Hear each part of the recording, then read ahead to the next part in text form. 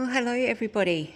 I thought I might just share with you a little bit of what's going to be happening in my aquarium world. In February this year, so we bought this old church. We moved away from the city, and this is in Yorktown. It's an old Baptist church. Hasn't been used as a church for many years. But this floor slopes ever so slightly from the back to the front, like a theatre. So these timbers that you can see, the flooring is all fine. It just needs to be levelled out. Otherwise, it's great for rolling jaffas down the corridors, but for fish tanks, not ideal. So this is probably the first project that we need to have happen in here, is levelling the floor. This will be a little retreat, quiet zone, a little community zone. You can see we've got some bookcases over here. We've got lots of bookcases and a whole bunch of books to sort through, and more on the way. We've got some couches for sitting on. This huge dining table here that used to be from the old courthouse in Adelaide. So we picked up a bunch of second-hand furniture, like old style period type to fit in. So you could come in here. Up there on the pulpit is where there's going to be a kitchen area. And that may sound odd, but we're still working through a few ideas of how things are going to fit together. But this is going to be an area where we can sit, read a book, watch the fish, just chill and relax for a little bit. And yesterday, as you can see, there's the first fish tank starting its process. I'll go through that in a minute. So, this is 15 metres long by about 6.5 metres wide. I think for you imperial people, that's 50 feet by about 21 foot wide. So lots of room for aquariums, and it's pretty high, as you can see. It's probably, I haven't actually measured that one, but that'll be a good 6-7 metres tall, and all these beautiful LED lights. So let's have a look at this aquarium.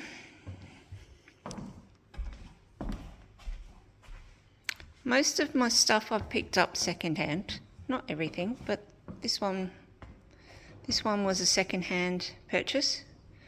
All of this gear back here has to go. And interestingly enough, underneath the floor there is a big baptismal bath. Now it's doing my head in. I'm thinking pond in the main part of the house, but I'm not sure how we could pull that one off. Let me know what you think. So this is going to be for goldfish in here to start with, just to get something out here. Darren often sits over in that chair at the desk doing his study stuff. So what I've done so far is I've got a new filter on here. It's a Aquarium 1400. It's pretty quiet. I like it. I've brought some new pebbles, and this piece of log was in their tank, and I've put a lot of not all of it, but I've grabbed a bunch of the media and put it in that filter to help kickstart it along. And I wasn't going to put heaters in here because, well, power costs are ridiculous, but goldfish don't really need it, obviously. But when I'm putting my hand in here doing stuff, it's really, really cold. So I popped a couple of heaters in here just to take it up a bit. So straight out the tap yesterday, water conditioner, some beneficial bacteria added. And then this morning I whacked in a couple of heaters just to kick it along. And somewhere in there are a couple of guppies. Here's one girl. There's one. There's two in there. Just to kick it along. So I need to get them out and get things started in there because they're getting too big. So this is a 4 foot. And here's the view from up here. It's pretty cool. I love it. Let's go inside the other part of the house at the back of this church and I'll show you some of the rest of the tanks. Oh, before we go inside, this is at the back of the church, and out there we're going to be building on a bedroom out the side there, and there's a window at the back there you can see. That'll become a door, and we're going to join the two buildings together. So this is 6 meters wide by about 5.5. So 6 meters that way, 5.5 that way, and there's a fireplace down there. So that's probably stage 5 in the redevelopment. I've shut the door because it's really quite glary just here. I just wanted to quickly show you the shrimp tank. And this is filthy, and I am so scared to give this a really decent clean because I've heard if you disrupt it too much you're going to release the gases that are caught in the substrate and it'll just mix up the balance and the shrimp are really not happy. And there's a bunch of snails in there. I was deliberately overfeeding this tank because this used to, I mean, it always had shrimp in it, but we had a bunch of Aquarium fry that grew out in here, and I'm doing that differently now, and they sort of move things around a little bit, so all the mold and everything is just really quite building up. And I have cleaned this a couple of times to get rid of this. The snails are just everywhere. They're great, but there's too many of them. But I knew that was also a risk because I was overfeeding. But in amongst this, when I go and suck it up, all these itty bitty teenies.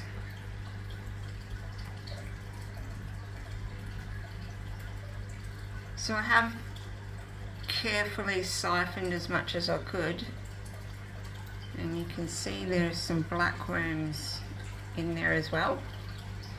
So I've just cleaned out a tank and got rid of some black worms because I want to rebuild that setup.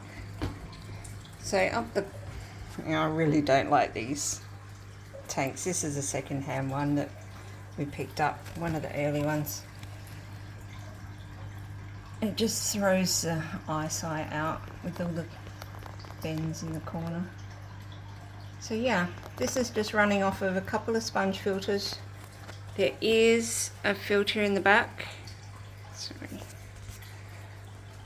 A little one just here.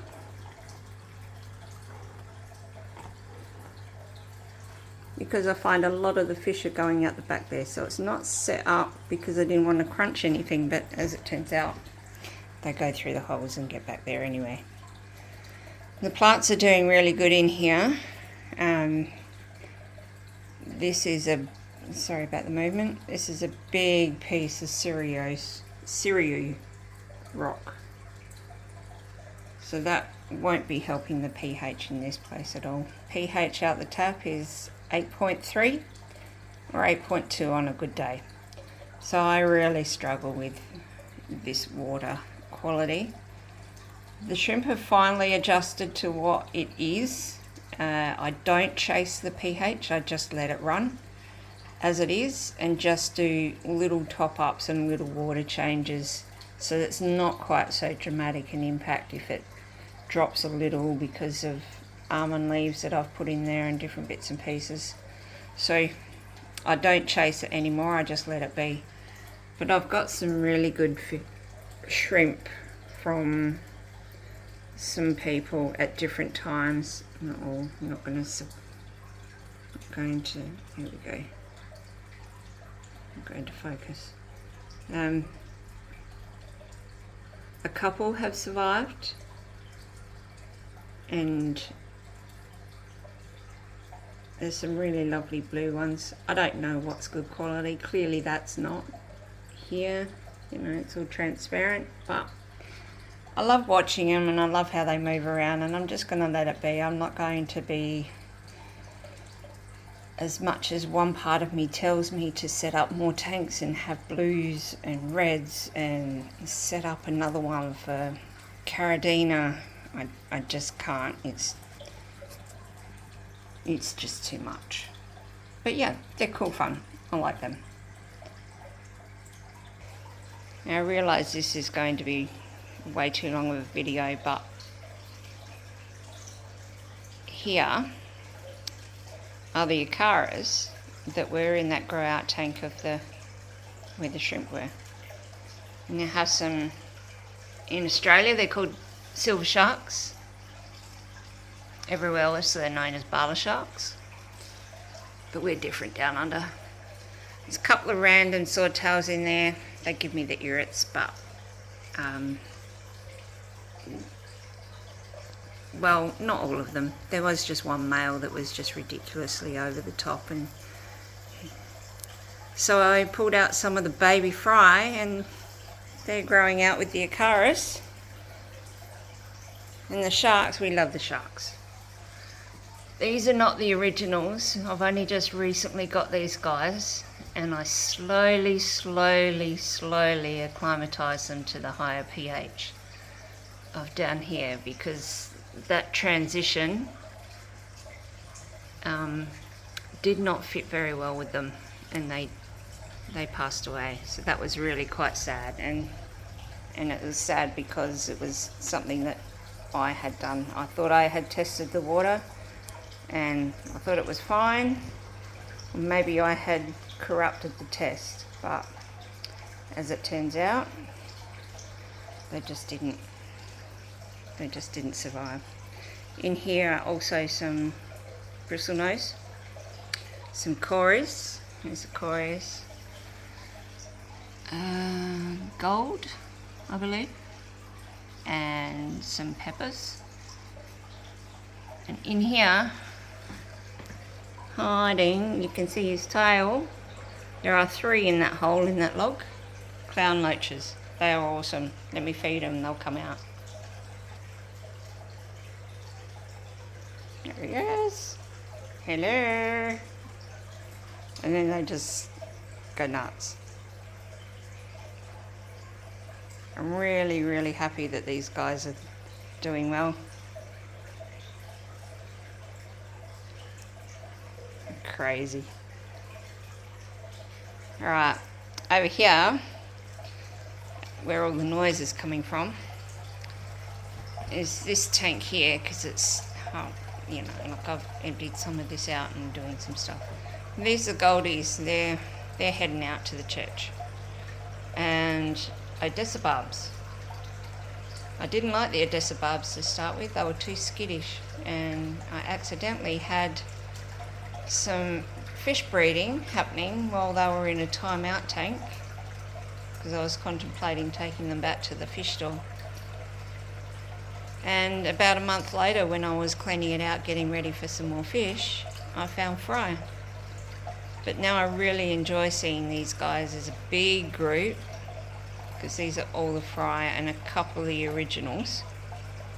When they school around and go crazy. That, obviously, is not a goldfish. That is the male Aquarium. He's over here because he's been an idiot. And he's having a bit of time on his own. So this bronzy, the 2 bronzies and the gold, were the original fish that kicked this all off. And they were only little tiny ones that fit in a tiny little tank. And now they are the size of my hand. The white ones we adopted, and they were initially in a very small tank. They were a bit skittish to start with, but now they're fine. And I say goldfish are dumb, but they're not. But they are always hungry. Always hungry. And this here is my foray into the African cichlid of the crazy murderous type. I've had 2 jump out the tank, or be knocked out the tank, even though I didn't have it very high. But this guy here, I'll try and zoom in on him. He just cracks me up. I saw this guy in a fish stock, and the fact that he was so crazy looking, he just had to come home. So I quickly did some research and working out what I needed to do and what I had to have. So this was kind of an emergency setup. I moved some fish out of here and took out a whole bunch of plants because I knew they wouldn't survive. But I put some in, and look, they're doing okay. They haven't been pulled up. This is a 3-foot tank. It's extra tall, so I think it's 190 litres. And these guys have done really, really well. The small ones were much smaller. Let's drop here. I don't know what types they are. I know. Oh, no, I can't even tell you. I can't remember now. But it doesn't matter. You know, like, they're cool to watch. I got a feeling that this might be a female. She's more rounder, or he. But the shape of this fish is different to that one, which is more streamlined, which is probably not ideal to have one single female in this tank. That wasn't my error. I relied on other people to help me out with that one. So right next to the killers, we have all of these guys. Sorry about the reflections. This is not good. I'll just do a quick one. There are other videos of these guys, so this is a bit of an update on how this tank has progressed. I've had to pull down the tank and put some more plants in here.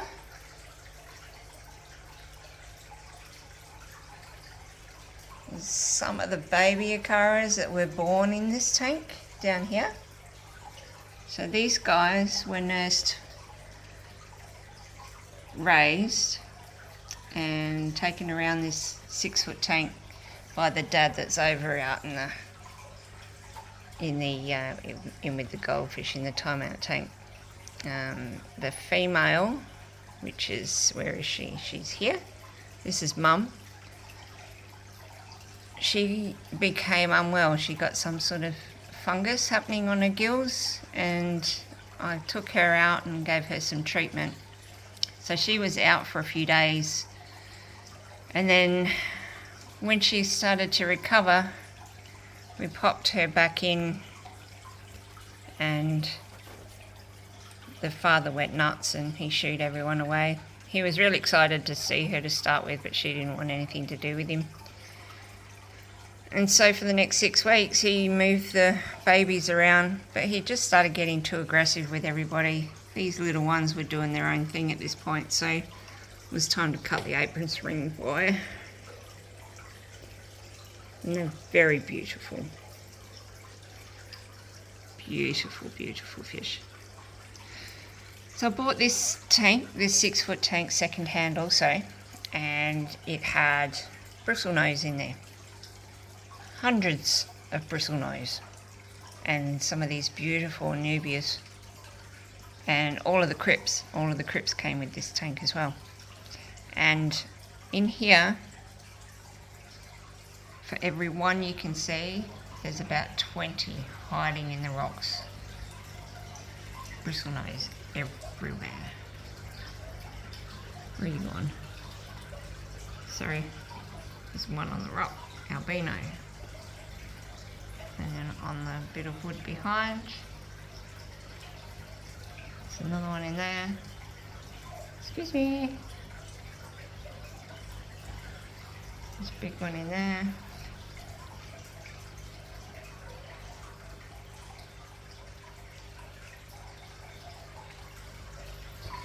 This one, I think that's peppermint bristlenose, but I don't really know. But they're cute. And so as a result of all of these babies, and I kid you not, there would have to be 150 at least in here of various sizes, little ones, smaller ones, even smaller ones, from about 1 centimetre up to about 12 in here. And in one of the tanks, I come across a bunch of eggs, which surprised me, and I had no tumbler, no idea how to fix them.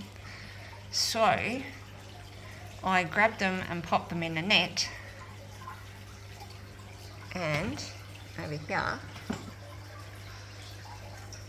so I popped them in the net, and at the time I had a bubble filter underneath, so they were just bubbling over the top of the filter. And it's happened again. I found some eggs, and this time I have this filter in here because these are all the babies that hatched out of that rescue bunch of eggs.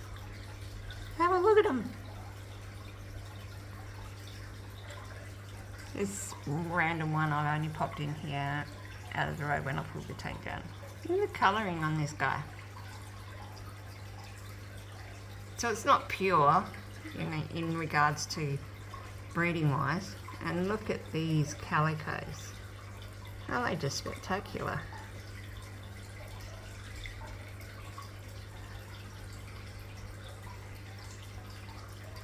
So there's a whole bunch of these growing out in here from the rescue bunch. And in a net, there's more. Let me try and get a better picture. It's almost time to let them out into the main tank, but it's still got their egg sacs in. Yes. There we go. Oh, they're cute.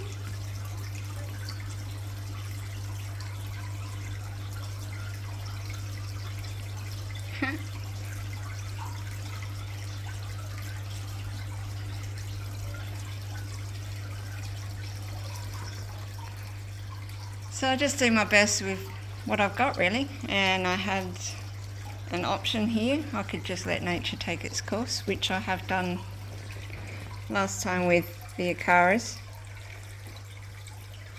I left them in this tank, whereas before I'd pulled them out. So this is next one. So in this tank, this is the second tank I ever bought. It's a Blue Planet kit. So it had everything with it because we needed to get a bigger tank for the goldfish that we just got. And it's been really good. In its position here is right next to a window, so I don't run the light as much to combat having too much light with algae. But I bought some apistogrammas a while back, and I had them over in a different tank that was in quarantine, which is one that I pulled down just a little while ago. And I popped some things out of there and moved some stuff around, and some movement caught my eye. I had pulled the apistogrammas out about 2 weeks prior to that and put them in the main community tank. And it turned out that they had babies. So in here, are 6 Pistogramma cacatoides super reds, purely by accident, and I am thrilled to bits. These guys are just too cute. And this will have a bit of sand put on the bottom. I'd rather have some more sand than the gravel, so that's actually here, ready. I'll pop that in, get that going. Hello.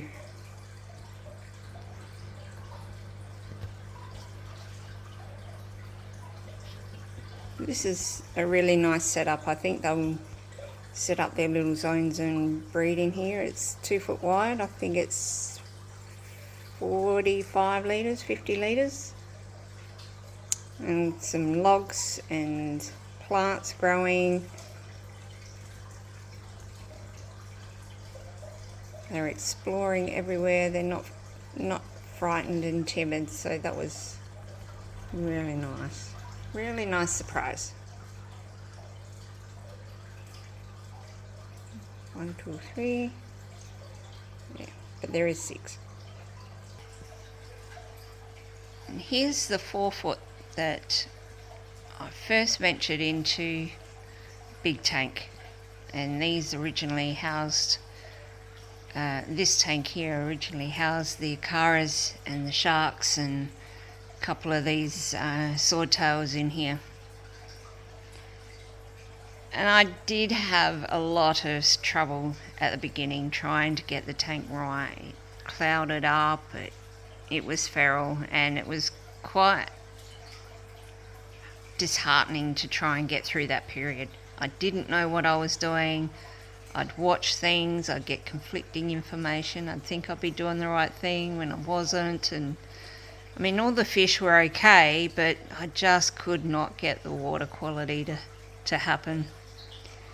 And we moved here to Yorktown in February, and I had to quickly throw together a couple of tanks to put everybody in after the 4 or 5 hours they were in their bags with packing and moving.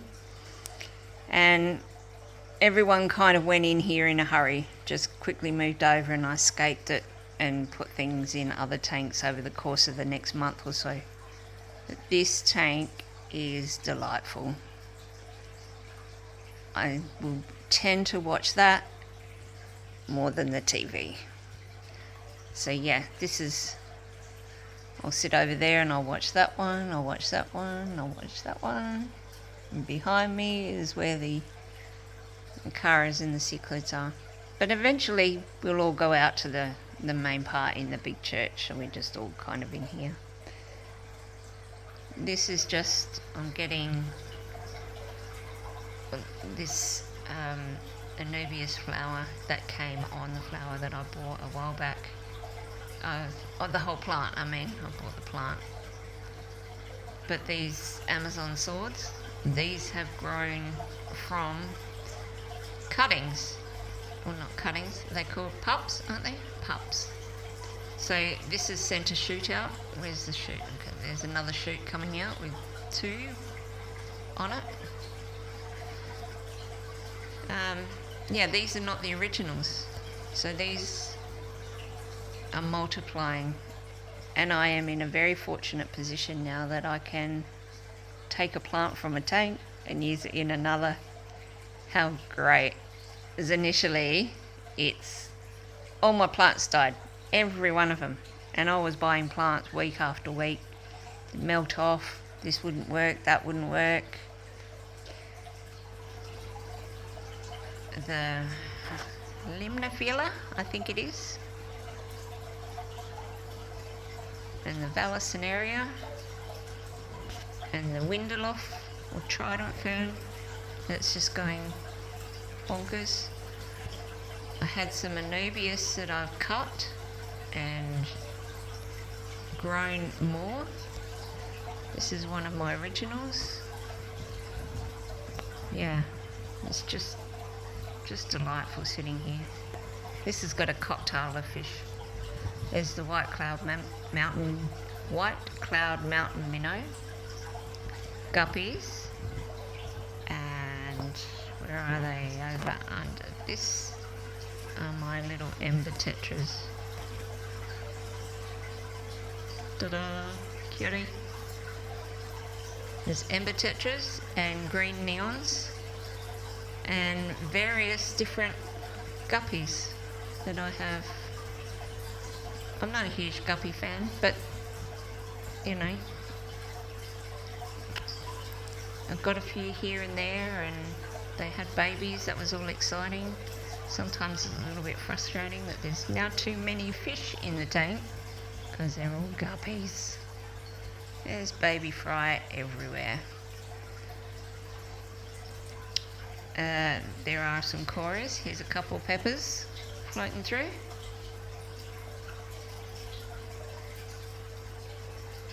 In amongst it, I think there's probably 10 coolie loaches. You see them randomly. They're one of those things that you never see, but it's so cool when you see them. I think this little guppy here is a hybrid of the white platinum guppy up there.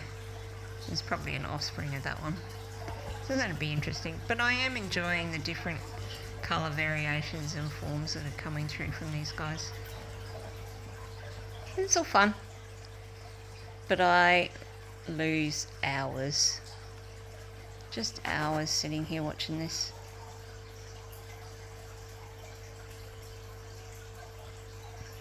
And these. It's not a very good view from here, but when I sit in that chair, I just sit there and watch everybody.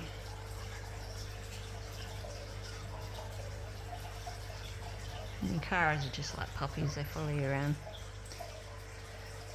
So, I better get back to work. I've got to dismantle this. I'll take the gravel out of the bottom, put it in with the one that's in the church,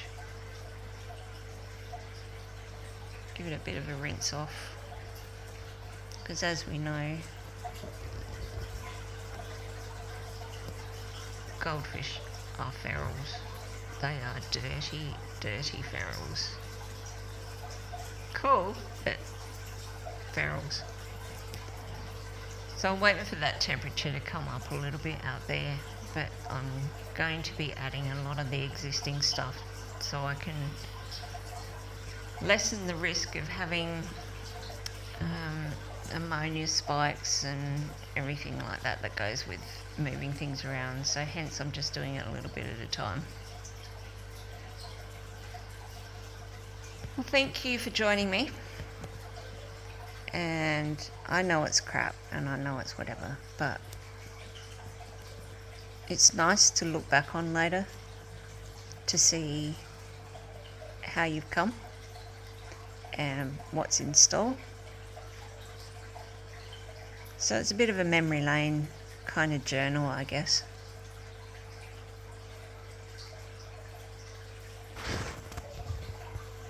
Yeah. That bristle nose in there. That big dude. He was one of the first ones we bought. I got. So thank you. And bye for now.